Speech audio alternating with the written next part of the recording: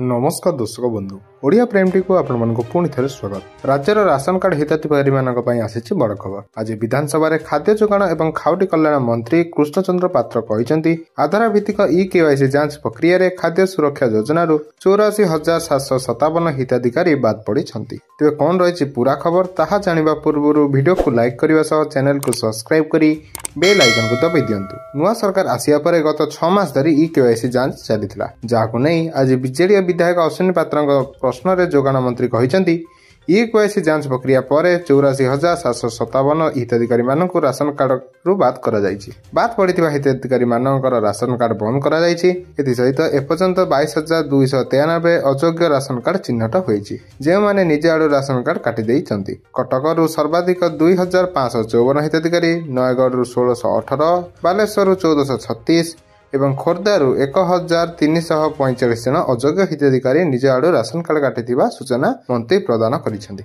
तेबे यह ration card update को नहीं आज बड़ खबर। तेबे यहीपरि खबर प्रथमे जानिया आम चैनल संगे जोड़ी होई रुहंतु। धन्यवाद।